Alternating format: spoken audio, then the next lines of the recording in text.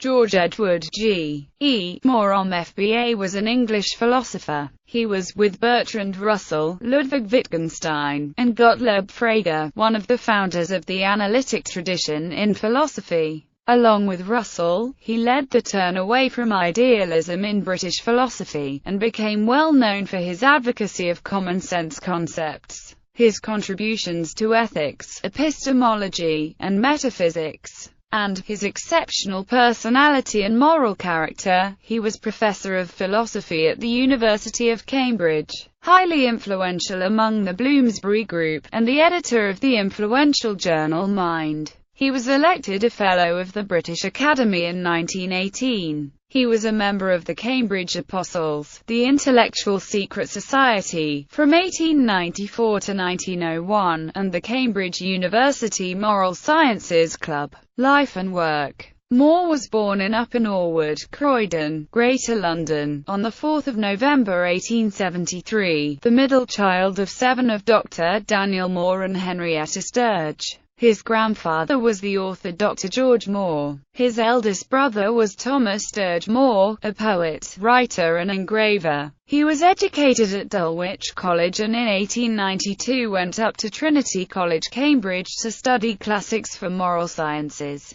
He became a Fellow of Trinity in 1898, and went on to hold the University of Cambridge Chair of Mental Philosophy and Logic, from 1925 to 1939. Maurer is best known today for his defense of ethical non-naturalism, his emphasis on common sense in philosophical method, and the paradox that bears his name. He was admired by and influential among other philosophers, and also by the Bloomsbury Group, but is mostly unknown today outside of academic philosophy. Maurer's essays are known for their clear, circumspect writing style, and for his methodical and patient approach to philosophical problems. He was critical of modern philosophy for its lack of progress, which he believed was in stark contrast to the dramatic advances in the natural sciences since the Renaissance. Among Maurer's most famous works are his book Principia Ethica, and his essays, The Refutation of Idealism, A Defense of Common Sense, and A Proof of the External World. He was president of the Aristotelian Society from 1918–19. Paul Levy wrote in Maurer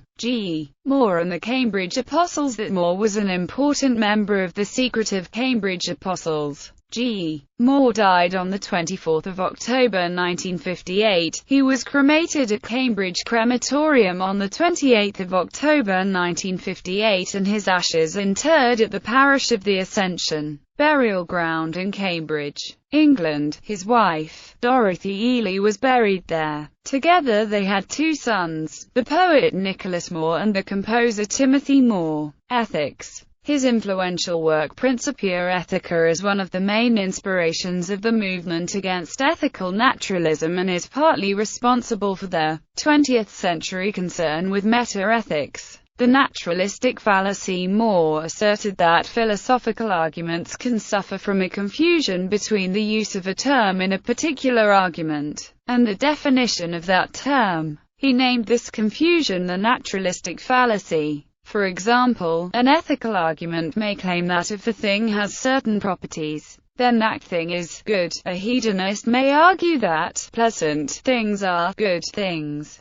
Other theorists may argue that complex things are good things. Maurer contends that even if such arguments are correct, they do not provide definitions for the term good. The property of goodness that cannot be defined. It can only be shown and grasped. Any attempt to define it will simply shift the problem. Open question argument. Maurer's argument for the indefinability of good is often called the open question argument. It is presented in 13 of Principia Ethica. The argument hinges on the nature of statements such as, anything that is pleasant is also good, and the possibility of asking questions such as, is it good that X is pleasant? According to Maurer, these questions are open and these statements are significant, and they will remain so no matter what is substituted for pleasure. Maurer concludes from this that any analysis of value is bound to fail. In other words, if value could be analyzed, then such questions and statements would be trivial and obvious. Since they are anything but trivial and obvious, value must be indefinable. Critics of Maury's arguments sometimes claim that he is appealing to general puzzles concerning analysis, rather than revealing anything special about value. The argument clearly depends on the assumption that if good were definable, it would be an analytic truth about good, an assumption many contemporary moral realists like Richard Boyd and Peter Railton reject. Other responses appeal to the Freudian distinction between sense and reference, allowing that value concepts are special and sui generis, but insisting that value properties are nothing but natural properties. Good is indefinable. Maury contended that goodness cannot be analyzed in terms of any other property. In Principia Ethica, he writes, "It may be true that all things which are good are also something else, just as it is true that all things which are yellow produce a certain kind of vibration in the light. And it is a fact that ethics aims at discovering what are those other properties belonging to all things which are good. But far too many philosophers have thought that when they named those other properties they were actually defining good, that these properties, in fact, were simply not other, but absolutely and entirely the same with goodness. Therefore, we cannot define good by explaining it in other words. We can only point to an action or a thing and say, that is good." Similarly, we cannot describe to a blind person exactly what yellow is. We can only show a sighted person a piece of yellow paper or a yellow scrap of cloth and say, that is yellow. Good is a non-natural property in addition to categorizing good as indefinable. Maury also emphasized that it is a non-natural property. This means that it cannot be empirically or scientifically tested or verified. It is not within the bounds of natural science. Moral knowledge. Maury argued that once arguments based on the naturalistic fallacy had been discarded, questions of intrinsic goodness could only be settled by appeal to what he called moral intuitions, self-evident propositions which recommend themselves to moral reflection, but which are not susceptible to either direct proof or disproof. As a result of his view, he has often been described by later writers as an advocate of ethical intuitionism. Maury, however, wished to distinguish his view from the views usually described as intuitionist when Principia Ethica was written, in order to express the fact that ethical propositions of my first class, propositions about what is good as an end in itself, are incapable of proof or disproof. I have sometimes followed Sidgwick's usage in calling them intuitions, but I beg that it may be noticed that I am not an intuitionist in the ordinary sense of the term. Sidgwick himself seems never to have been clearly aware of the immense importance of the difference which distinguishes his intuitionism from the common doctrine, which has generally been called by that name. The intuitionist proper is distinguished by maintaining that propositions of my second class, propositions which assert that a certain action is right, or a duty, are incapable of proof or disproof by any inquiry into the results of such actions. I, on the contrary, am no less anxious to maintain that propositions of this kind are not intuitions, than to maintain that propositions of my first class are intuitions. G. Maury, Principia Ethica, Preface 5. Maury distinguished his view from the view of deontological intuitionists, who held that intuitions could determine questions about what actions are right or required by duty. Maury, as a consequentialist, argued that duties and moral rules could be determined by investigating the effects of particular actions or kinds of actions, and so were matters for empirical investigation rather than direct objects of intuition. On Maury's view, intuitions revealed not the rightness or wrongness of specific actions, but only what things were good in themselves, as ends to be pursued.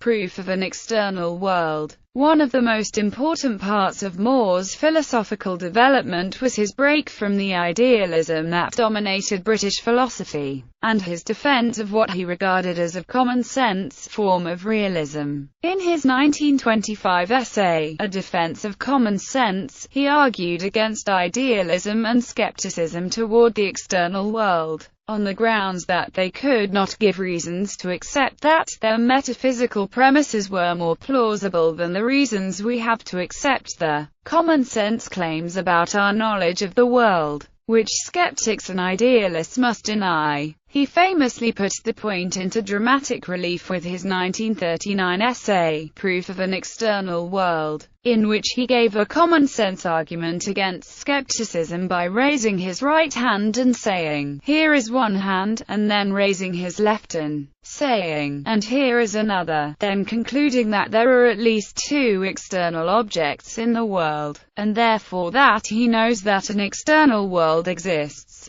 Not surprisingly, not everyone inclined to skeptical doubts found Maury's method of argument entirely convincing. Maury, however, defends his argument on the grounds that skeptical arguments seem invariably to require an appeal to philosophical intuitions that we have considerably less reason to accept than we have for the common-sense claims that they supposedly refute. Maury's paradox. Maury is also remembered for drawing attention to the peculiar inconsistency involved in uttering a sentence such as, "It is raining but I do not believe it is raining," a puzzle which is now commonly called Maury's paradox. The puzzle arises because it seems impossible for anyone to consistently assert such a sentence, but there doesn't seem to be any logical contradiction between "it is raining" and "I don't believe that it is raining," because the former is a statement about the weather and the latter a statement about a person's belief about the weather, and it is perfectly logically possible that it may rain whilst a person does not believe that it is raining. In addition to Maury's own work on the paradox, the puzzle also inspired a great deal of work by Ludwig Wittgenstein,